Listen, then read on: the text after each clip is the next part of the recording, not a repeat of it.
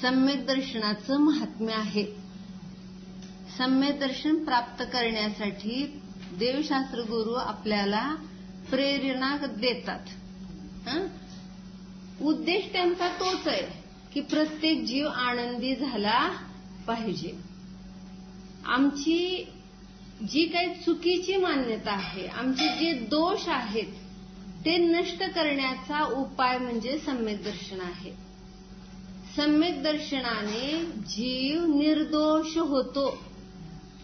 कारण परिपूर्ण निर्दोष होण्याची सम्यक दर्शन ही पहिली पायरी आहे. जो पायरी चढतो तो निश्चित काय आहे, साध्याची सिद्धी करतो. बरोबर आहे. म्हणजे आम्हाला जर सिद्ध व्हायचंय, आम्ही जर ठरवलंय की आम्हाला या संसारातून मुक्त व्हायचंय, तर त्यासाठी विचार वेगळा करावा लागेल. जे सांसारिक विचार आहेत ते आम्हाला संसाराकडे नेतात आणि धर्मयुक्त परिणाम आम्हाला धर्माकडे प्रवृत्त करतात.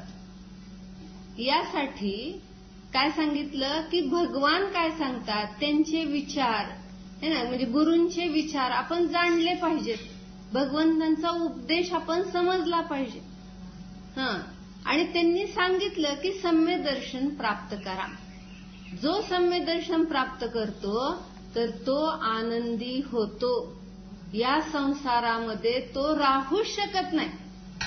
किती जरी प्रयत्न केले तरी काय आहे, हा संसार त्याचा दीर्घ होत नाही.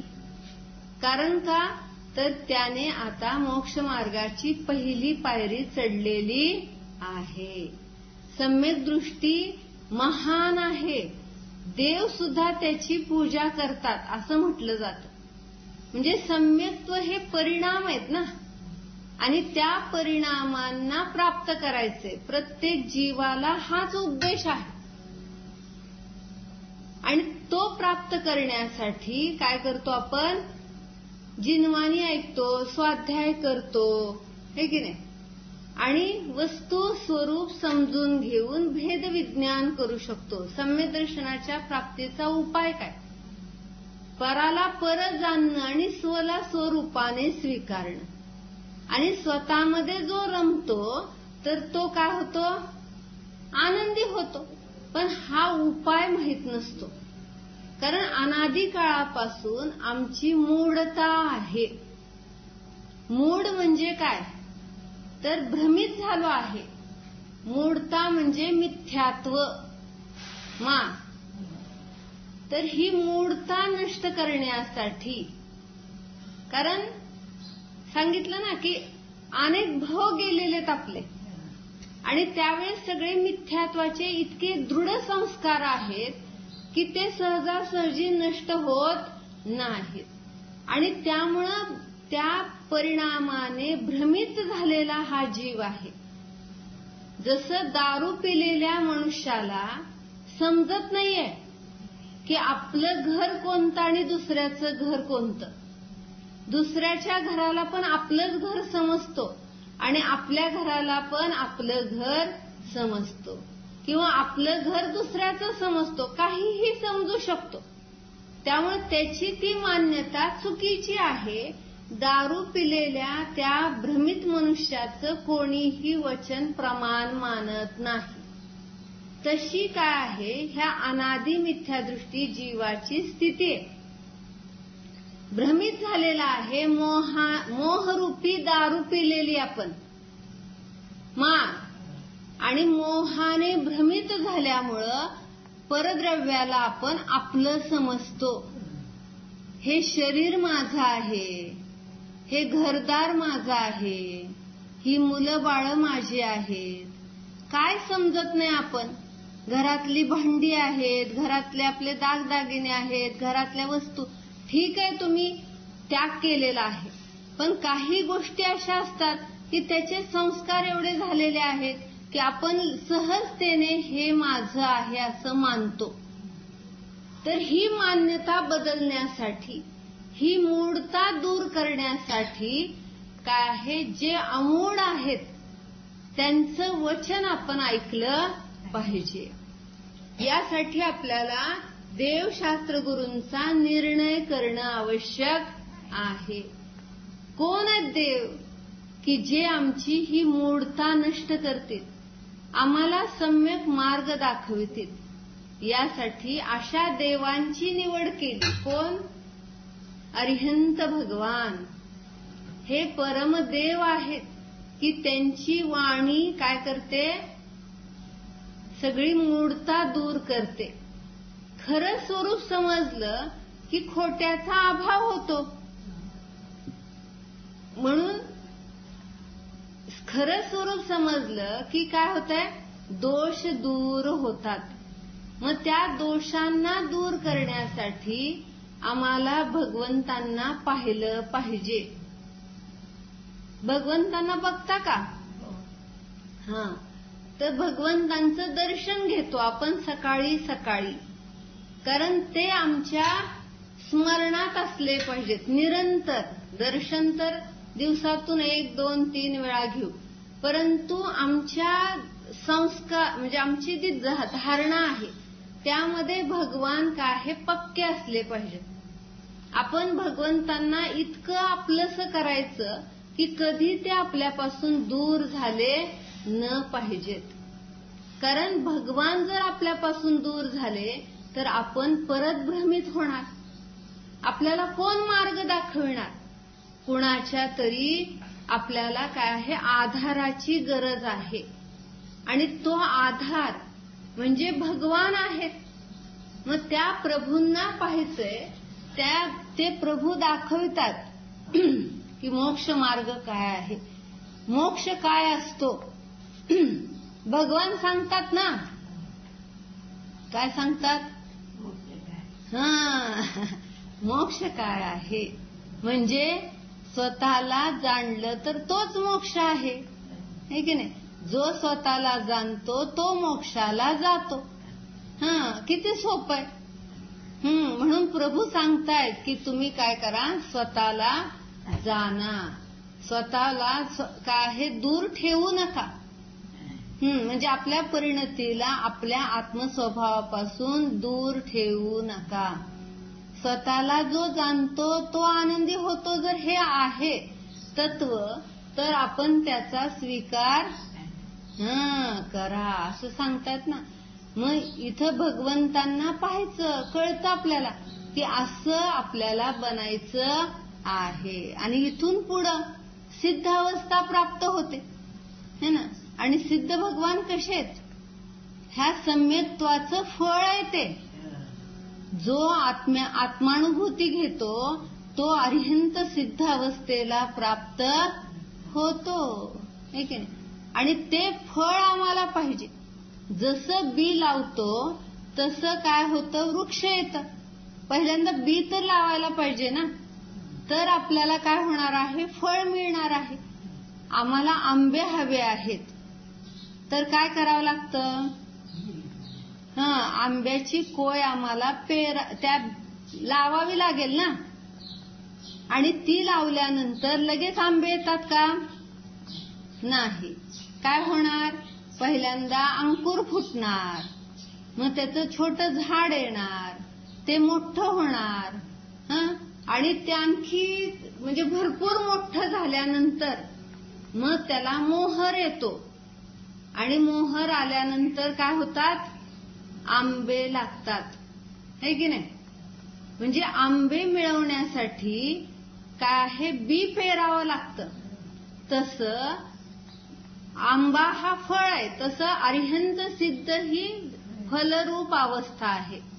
म्हणजे आम्हाला पाहिजे अरिहंत सिद्ध अवस्था. तर यासाठी आम्हाला सम्यक दर्शनाचं बी पेरलं पाहिजे, है की नाही. आणि ते जर आम्ही सम्यक दर्शन प्राप्त केलं तर आपोआपच काय होणार आहे, फळं मिळणार आहेत. आनंदाची फळं मिळणार आहेत, परिपूर्णतेची फळं मिळणार आहेत.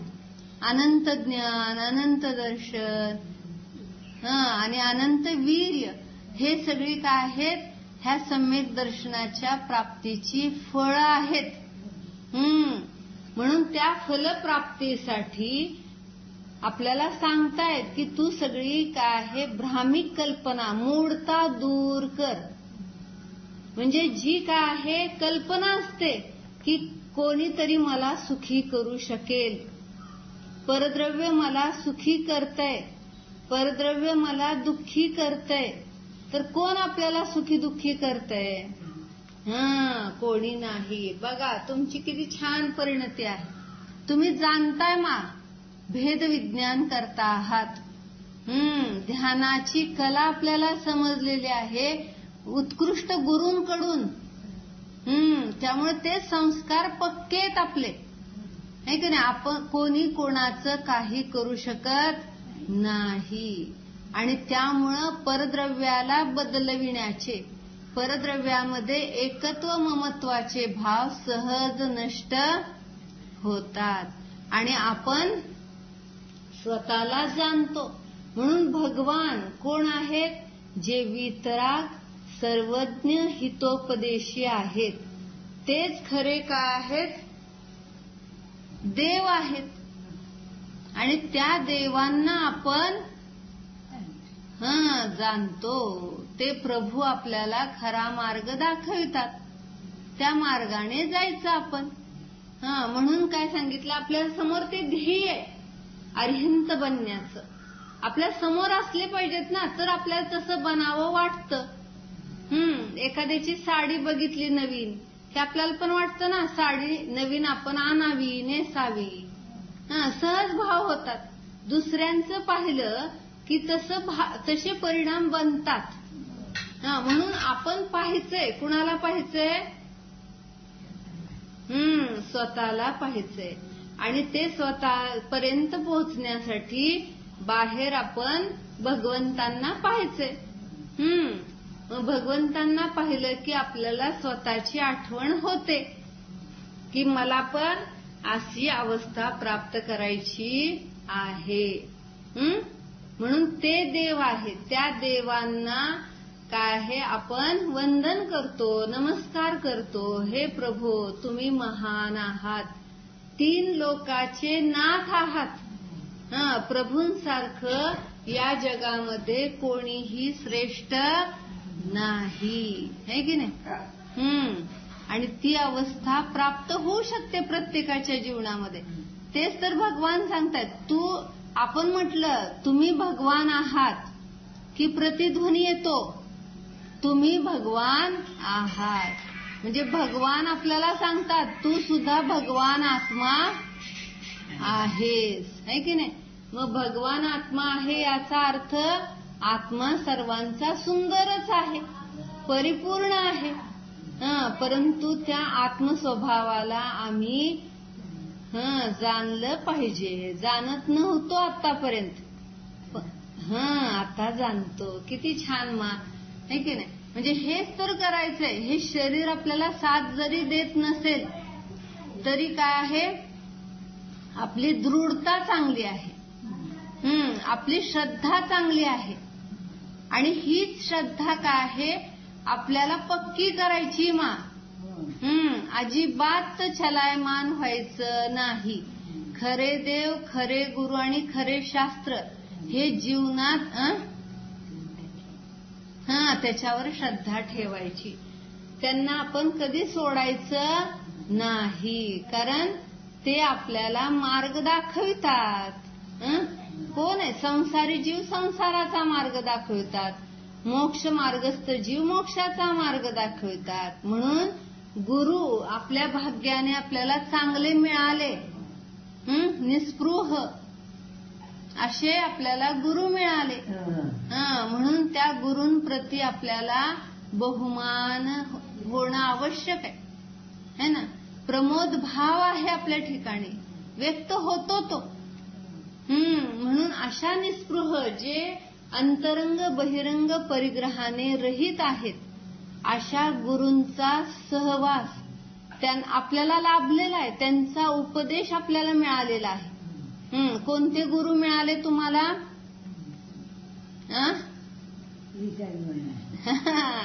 वीरसागर महाराज. बघा तुमचे छान लक्षात आहेत, है की नाही. महाराजांची संलेखन कुठे झाली?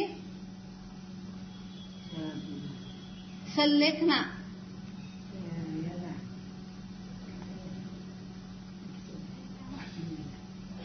अकलूजचे तर ते महाराज होते, जन्मगाव त्यांचं अकलूज होतं. आणि जिथून देशभूषण कुलभूषण मुनिराज मोक्षाला गेले ना, तिथं त्यांची सल्लेखना झाली. कुठं झाली बरं? कुंथलगिरीला झाली. किती छान क्षेत्र आहे ते, है की नाही? साधना भूमी आहे ती, सिद्ध भूमी आहे ती, सिद्ध क्षेत्र आहे ते, है की नाही? आणि अशा स्थानामध्ये त्यांनी काय केली? साधना केली, आपली सल्लेखना साधली. मग तिथं त्या मुनींना पाहायचंय आपल्याला की त्यांनी जो उपदेश दिला, त्यांनी ते जे जीवन जगले है ना, तो आदर्श आपल्या समोर ठेवायचा. की कितीही परिशह झाले, किती उपसर्ग झाले, तरी त्यामध्ये ते न्यायक राहिले, ढळले नाहीत. बरोबर आहे. म्हणजे दृढता किती ठेवावी लागते मा. शरीर साथ देत नसतं. बाहेरची परिस्थिती आपल्याला प्रत्येक वेळेस अनुकूल असते असं नाही. त्यावेळेस आपल्याला मन घट्ट करावं लागतं, आपली आत्मिक दृढता वाढवावी लागते. तेव्हा कुठंतरी आपण ह्या सगळ्या मोहातून बाहेर पडू शकतो. नाहीतर अवघड आहे ना. आणि हे सगळं आपल्याला समजतं गुरूंना पाहून, मुनिराजांना पाहून, की कसे ते जीवन जगतात. काही नाहीये त्यांच्याजवळ, तरी सुद्धा आनंदी आहेत. कारण त्यांना आत्मनिधी मिळालेली आहे. आत्मस्वभावाचं ध्यान करतात. त्याच्यासारखी बहुमूल्य निधी, त्याच्यासारखं काय आहे सुंदर जीवन दुसरं नाही, है की नाही? म्हणून काय सांगितलं? देव गुरु कसे? निर्ग्रंथ. कोणताही परिग्रह त्यांच्याजवळ असत नाही. असे गुरु आम्हाला लाभले. निस्पृही अपरिग्रही जो सिद्धों के लघुनंदन है, मोक्ष मार्गी यतियों को मेरा शत शत वंदन है. निस्पृही अपरिग्रही जो सिद्धों के लघुनंदन है, मोक्ष मार्गी यतियों को मेरा शत शत वंदन है. आप जिन शासन के हो, आप जिन शासन के मूल आधार है, आप्त आगम गुरुवर मोक्षदातार है. आप्त आगम गुरुवर मोक्षदातार है. ज्ञानदातार है हो, ज्ञानदातार है, मुक्तिदातार है. आप्त आगम गुरुवर. काय सांगितलं मा? गुरु आपल्याला मिळाले निस्पृही, ना, ज्यांना कोणत्याही प्रकारची इच्छा नाही. असे गुरु मिळणं दुर्लभ आहे. अपरिग्रही आहेत ते, अंतरंग बहिरंग परिग्रहाने रहित आहेत. आणि सिद्धांचे लघुनंदन आहेत. मुनी हे चालते बोलते सिद्धच आहेत. कारण सिद्ध स्वभावाची आराधना करतायत ते. जसे सिद्ध भगवान आहेत तसा स्वयंसिद्ध स्वभाव त्याची आराधना करतात, त्याला जाणतायत ते. त्यामुळे मुनी हे काय, हे उत्कृष्ट पद आहे. ती अशी दशा आहे की ज्यामध्ये ते मुनिराज अत्यंत आत्मस्वभावाप्रती समर्पित आहेत. त्यांना आता कोणाची इच्छा नाहीये मा. आणि हे मुनिराज आपल्याला सांगतात की आम्ही ज्या मार्गाने चाललो आहे त्या मार्गाने तुम्ही पण या. आणि हा मार्ग काय आहे, कसं भेदविज्ञान करायचं, कसं स्वतःला जाणायचं, आणि स्वतःला जाणलं असताना आनंदाची प्राप्ती कशी होते, काय फळ मिळतं सांगतात ना. म्हणून गुरूंचं स्थान आपल्या जीवनामध्ये फार महत्वाचं आहे. गुरुशिवाय आपल्याला कोण मार्ग दाखविणार, कोणी नाही. म्हणून देव गुरु आपल्याला लाभलेले आहेत महाभाग्याने चांगले, तर त्यांनी सांगितलेल्या मार्गाने जायचं. तर आपण मोक्षाला जाऊ, है की नाही. आणि काय आहे जिनवाणी, आपले काय आहे जे जे दोष होतात तर ते प्रगट करते, सांगते आपण काय केले पाहिजेत, परिणाम, जीवाचं स्वरूप काय आहे, सगळं वर्णन केलं ना. ही जिनवाणी आहे ना. प्रथमान योग, कर्णान योग, चरणान योग, द्रव्यान योग, असे 4 अनुयोग आहेत ना. वेगवेगळ्या पद्धतीने कथन केलेलं आहे. आणि ते समजून घेऊन आपण सगळी मूढता दूर केली पाहिजे. आमच्या मिथ्यात्वाचा नाश मुळातून केला पाहिजे. सम्यदर्शन तर प्राप्त केलंय, परंतु या भवामध्ये जे सम्यदर्शन होणार तर ते टिकवून ठेवण्याची जबाबदारी आहे. पुढं भगवंतांच्या सानिध्यात गेलो की आपोआपच क्षायिक सम्यदर्शनाची प्राप्ती होऊ शकते.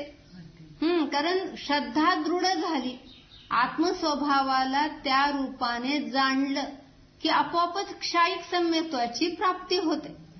आणि एकदा क्षायिक सम्यदर्शन प्राप्त झालं की ते सुटत नाही. किती सांगितलं महत्व. क्षायिक सम्यदर्शन प्राप्त झालं ना मा की तो जीव 3ऱ्या किंवा 4थ्या भावात मोक्षाला जातोच. गेला तर त्या भावामध्ये पण जाऊ शकतोय. पण आणखी काय आहे, दृढता कमी पडली तर 3ऱ्या नाहीतर 4थ्या भावामध्ये निश्चित जातो. म्हणून काय आहे, जरी आता क्षयोक्षम सम्यदर्शन आहे तर ते आपल्याला टिकवून ठेवलं पाहिजे. पुन्हा पुन्हा स्वतःला जाणून, है ना, स्वतःला जाणलं की ते राहतंय टिकून.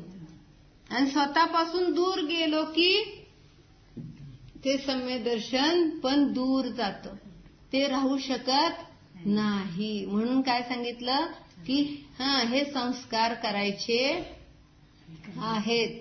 हे सगळी मूढता दूर करायची, मिथ्यात्वाला समूळ मुळातून नष्ट करायचं, की ज्यामुळे आपली आत्म आराधना अत्यंत निर्मल होईल, है की नाही. म्हणून स्वतःमध्ये राहायचं. मूढता सगळी काय, मूढता म्हणजे मिथ्यात्व, आणि मिथ्यात्व दूर झालं तर काय सांगितलं, जो संलेखना धारण करतो तो किती भावात मोक्षाला जातो. कमीत कमी 1 भावात. पण आता ठीक आहे, आपण पंचम काळातले जीव लगेच पुढच्या भावात काय मोक्षाला नाही जाणार, परंतु काय हे भाव थोडे राहिलेत मा. सांगितलं 7-8 भावात तर मोक्षाला जाणारच. वीरसागर महाराज म्हणायचे का नाही, दीर्घकाळ राहत नाही संसारामध्ये, कारण ते सम्यत्वाचं महात्म्य आहे. म्हणून ते जाणून घेऊन आपण त्यासाठी प्रयत्न केला पाहिजे. जो सम्यदर्शन प्राप्त करतो त्याबरोबर त्याची संयमासाठी तयारी होते, आणि संयम धारण करतो, छोटे छोटे नियम पालन करतो. नाहीतर जीवनामध्ये काय अर्थ आहे. खायचं प्यायचं आणि झोपायचं हे तर प्राणी पण करतात, आणि आपण पण जीवनात तेच केलं तर आपल्या जीवनाला ध्येयच नाही राहिलं. म्हणून तुम्ही जीवन चांगलं जगलाय मा. कधी रात्री भोजन केलंय का. बघा, जीवनामध्ये कधी प्रसंगच आले नाहीत. घरामध्ये इतकं चांगलं वातावरण, तुमच्या माहेरी सगळे धर्माचे संस्कार, आणि परत सासरी पण तुम्ही पाळलं, है की नाही. सगळं आपल्या हातात आहे. करायचं म्हटल्यावर सगळं शक्य आहे. म्हणजे आपण कधी सुद्धा अशी पाप केली नाहीत मा. त्यामुळे जीवन छान आहे. तुमचे परिणाम निर्मल आहेत, सरळ परिणाम आहेत. कारण तुम्ही सरळ जीवन जगला आहात. कधी कुटिलता मायाचारी केलीच नाहीये. आणि कुठे बाहेर 5 इंद्रियांच्या भोगामध्ये रमलोच नाही. याचा परिणाम हा झाला की आपण आपोआपच त्यातून विरक्त झालो. कारण संसार जरी केला तरी त्यामध्ये अडकून राहिलो नाही. ही महत्वाची गोष्ट आहे ना. कारण संसारामध्ये रुची नव्हती. म्हणत होता ना. बघा, म्हणून जलते भिन्न कमल है. जसं पाण्यात राहून पाण्यापासून भिन्न कमळ असतं, तसं तुम्ही संसारात राहून संसारापासून भिन्नतेचा अनुभव करता आहात. म्हणजे तुम्ही भाव केले मला नाही लग्न करायचं.